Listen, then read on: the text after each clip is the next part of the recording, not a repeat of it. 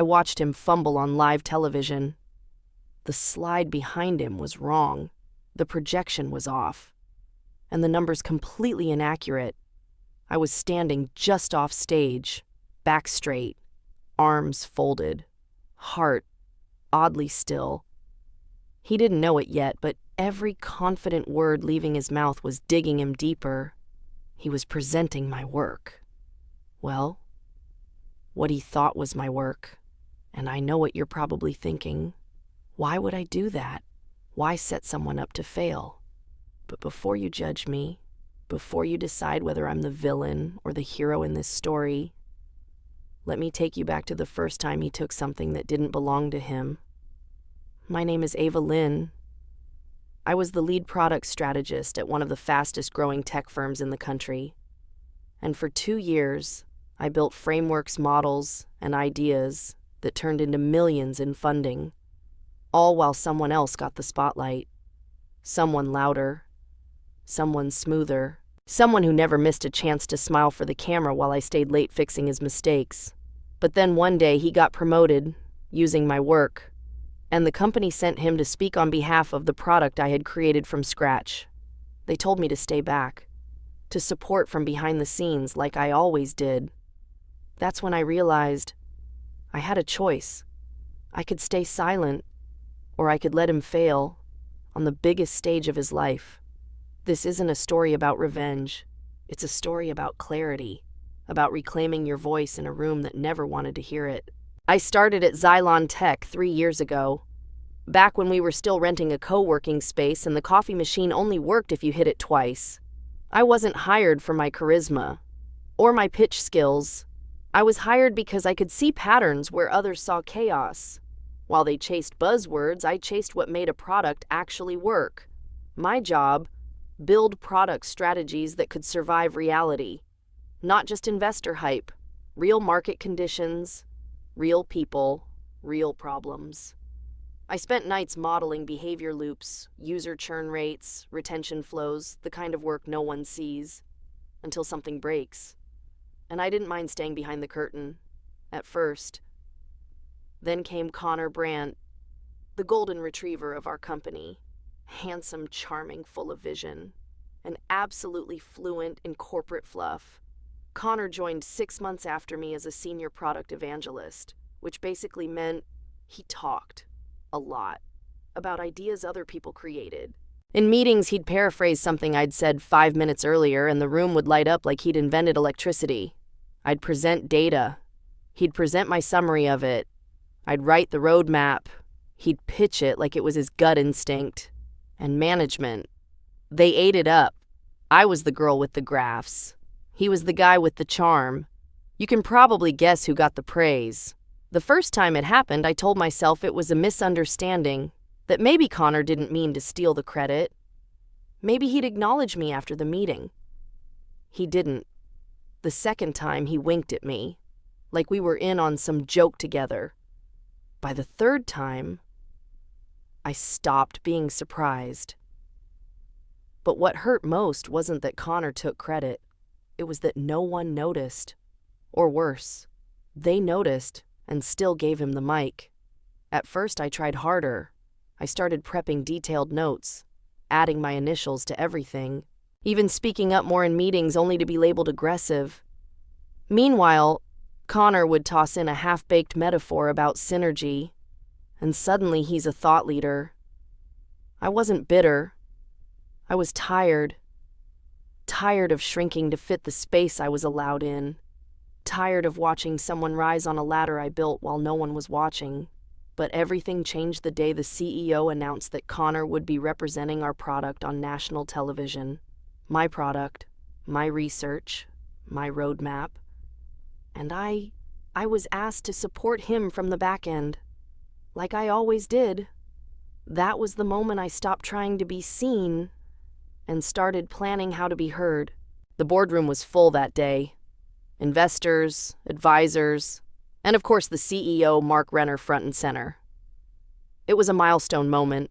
6 months of product development, 3 rounds of user testing, 2 all-nighters the week before, all mine, and Connor.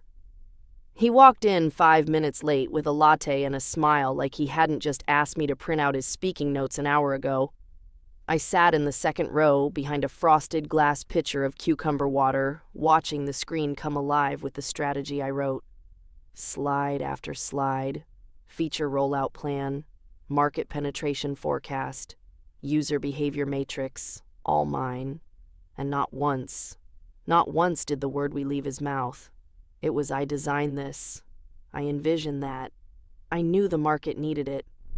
I sat frozen, like if I didn't move, maybe I wouldn't scream. Around me, heads nodded in approval. The board chair whispered, "Smart kid." The CMO smiled like a proud uncle, and Mark turned to the head of product and said, "We should think about fast-tracking this guy." Fast-tracking. For my work.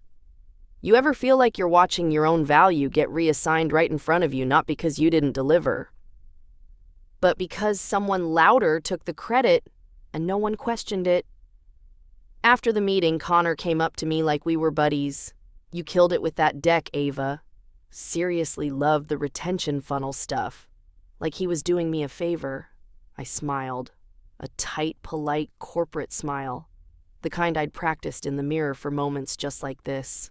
And then I went back to my desk and stared at my screen for a very long time.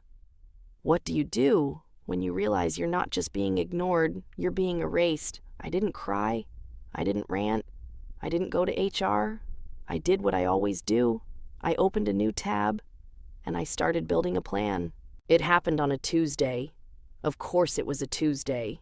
Bad news always comes wrapped in calendar invites. Subject line opportunity for Connor, need Ava's support, sent by Mark. CC'd to the entire executive team. The body of the email was short. We've secured a national broadcast spot to showcase our product vision. Connor will represent Xylon. Ava, please work with him on the deck. No, would you be available? No, would you like to join? Just an assumption that I would hand over my work like I always did. I stared at the email for a full minute. It felt like someone had set my keyboard on fire and expected me to smile while typing through the smoke. I didn't respond. Not right away. Later that day, Connor popped by my desk, grinning, like this was some kind of team victory. "You saw the email," he said, tossing his bag on the edge of my desk. This could be huge for both of us. For both of us. I nodded slowly. That's great, Connor. He launched into a speech about how we'd nail this together, how he was thinking something bold and visionary but needed me to ground it in the data. I felt something inside me detach, like a gear slipping loose, not breaking, just no longer willing to turn. The good soldier smile, the smile that says, "Sure, I'll clean up after you again." But that night I couldn't sleep. I lay in bed with the hum of my laptop still ringing in my ears. Connor was going to stand on a national stage and present my work as if he had birthed it from a stroke of genius. And I was going to watch. Again. Unless I didn't. Unless I gave him exactly what he asked for, but made him own it. Not the real model. Not the one I'd refined and stress-tested, but the one I kept in a backup folder. The one filled with flashy phrases, shaky forecasts, and projections that looked good but collapsed under scrutiny. It was the version I showed junior team members to remind them why rigor matters. It was pretty. It was hollow. And it was exactly the kind of thing Connor would love. So I renamed the file, put both decks in the shared folder, marked one as final and the other as alt review. He didn't ask which to use, didn't double-check with me, didn't even open a draft link in front of me. He just said awesome already sent the deck to the producers. And right then, I knew. He'd chosen wrong. I didn't have to sabotage anything. He did it himself. All I did was stop saving him. The morning of the broadcast, I woke up before my alarm. No dreams, no anxiety, just clarity. I brewed coffee, the strong, bitter kind. No milk, no sugar. And as I sipped, I opened my laptop and reviewed the final deck Connor had submitted. It was everything I expected. Impressive-looking graphs with no real depth, trendy metrics, no viable benchmarks, charts that dazzled but didn't withstand a single critical question. It was style over substance, and it was going out live to a national audience of investors, analysts, and competitors. I could have stopped it. One email, one warning. But I didn't, because for the first time, I wanted him to see what it felt like to stand on a foundation he hadn't built. I didn't tell anyone. Not my manager, not HR, not even my best friend in engineering. This wasn't a conspiracy. It was a decision, a boundary, a quiet declaration that I would no longer carry someone who couldn't even see I was the one holding the weight. At 8:45 a.m., I walked into the studio. The lights were already hot, cameras adjusted, producers buzzing with last-minute adjustments. Connor was in hair and makeup talking loudly about strategic disruption and how he pivoted the product in Q2. I sat in the back row of the studio next to the teleprompter technician. Quiet, invisible, exactly how they liked me. But this time I wasn't small. I was still, deliberate. He walked out onto the stage wearing my slides like a borrowed suit, and I let him, because this time he'd have to stand in it alone. The host welcomed him on air with a smile. Connor adjusted his mic, flashed that easy media-trained grin. "Thanks for having me," he said. "As Chief Product Evangelist at Xylon Tech, I'm thrilled to share our latest vision." I recognized every line of that opening. I wrote it 2 months ago, for a different moment, a different voice. Then the slides began, and everything started unraveling. He started confidently, too confidently, throwing out phrases like predictive interface layering and cognitive user fluidity, none of which meant anything. The host's brow furrowed. He glanced off camera, confused. "Could you elaborate on the projected retention delta you mentioned?" Connor blinked. Yes, of course. The delta is, well, it depends on which quadrant we, He was stalling, scrolling ahead too fast, jumping back. The confidence was cracking. That polished exterior, chipping in real time. He clicked to slide 17, the one with the 5-year forecast. But I'd built it using assumptions I knew were flawed, just conservative enough to pass first glance, just unsteady enough to collapse under a real question. And then came the moment. The host turned to the screen. "That chart shows a 143% growth rate over 18 months, but your Series B materials projected 74%. That's quite the discrepancy. Can you explain?" Connor froze, live, on air, in front of analysts, investors, competitors, and he had no idea what to say. I felt a strange kind of ache watching it. Not pride, not vindication, just quiet truth. This was never my sabotage. It was his shortcut, his ego, his habit of taking the easy path assuming someone else had checked it. By the time the segment ended, the air in the studio felt heavier. He walked off stage without looking in my direction. Didn't say a word, and I didn't offer one, because this time there was nothing left to say.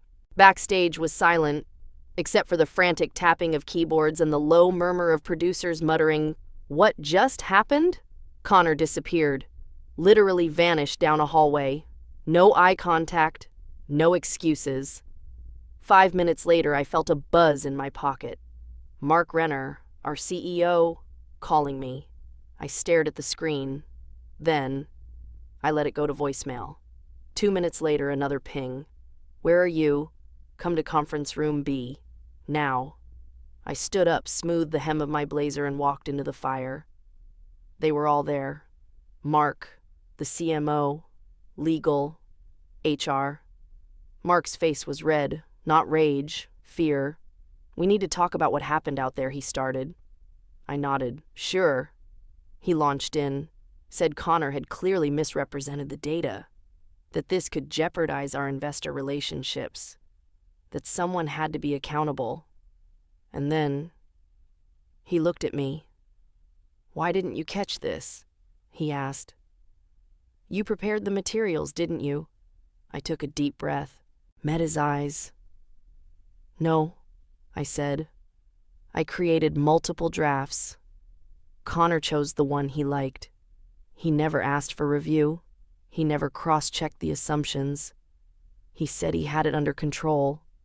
Mark stared at me, blinking, like he couldn't decide if I'd betrayed him or just stopped covering for someone else. "I didn't sabotage him," I added, but I stopped fixing his mistakes. Silence. Legal cleared their throat. HR looked uncomfortable. No one said it out loud, but the air had changed. I wasn't the assistant anymore. I wasn't the quiet girl with the graphs. I was the person they'd ignored too long, and now they had to deal with what that meant. I stood up. "Unless there's anything else, I have a backlog of real work to finish." And I walked out. By the next morning, the broadcast clip had gone viral. Tech bro implodes on live TV. Startup poster boy stumbles through fake data. And my personal favorite, where's the woman who actually built this? That last one, a tweet. 15,000 retweets by noon. People had noticed. People finally noticed. Later that day, I got a calendar invite from Mark. Private follow-up. Executive room. I walked in to find Mark alone, hands clasped in front of him, wearing the forced smile of a man trying to hold on to control.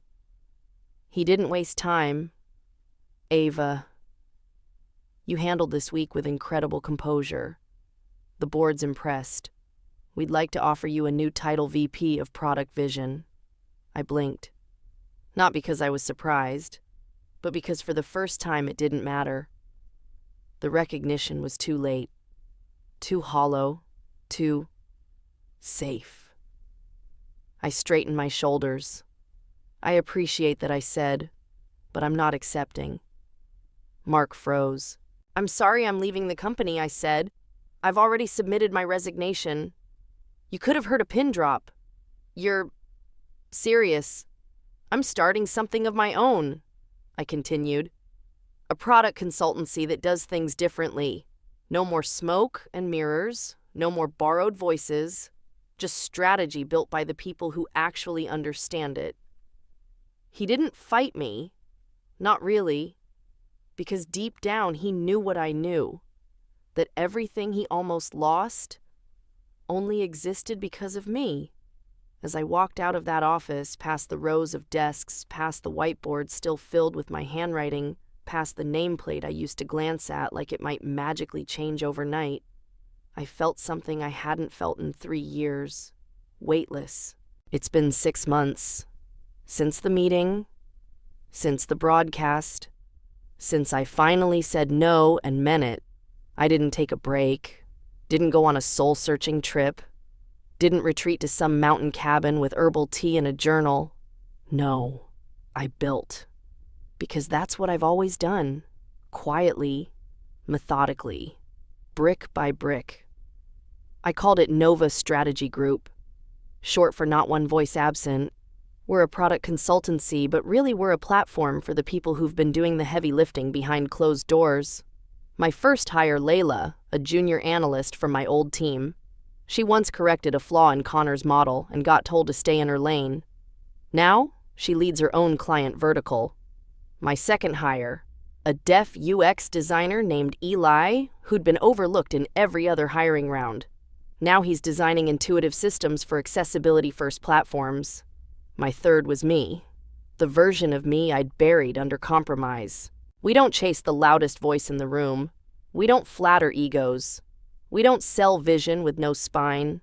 We listen. We build. We own what we make. And slowly, word spread. 2 former clients from my Xylon days reached out. Then 5, then 10. Investors noticed. So did competitors. So did people like me who'd been waiting for a place to do the work and get the credit. I don't know if I'm successful by whatever standard LinkedIn uses today, but I sleep at night, and I wake up with both feet grounded in something real. And sometimes late at night when I'm finalizing a model or reviewing pitch decks, I pause. Not to doubt myself, but to honor that quiet, angry girl who sat in boardrooms full of noise and decided one day she'd stop whispering her worth. Because if there's one thing I know now, it's this: silence isn't always weakness. Sometimes it's preparation. If you've made it this far, thank you. Not just for listening, but for staying with me. This wasn't a story about revenge or ambition or ego.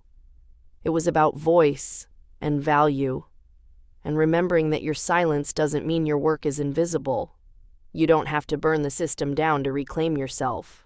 Sometimes you just have to stop holding it up. There will be people who take credit for what you've done, who rewrite your ideas in a tone that gets louder applause, who confuse confidence with competence. Let them, then outlast them, outwork them, outgrow them. You don't need to prove you belong in rooms that were never designed for you. Build your own, and fill them with people who never ask you to shrink in order to stay. If you're there now, sitting quietly in a role that forgets your name until it needs your labor, I see you. You're not crazy. You're not weak.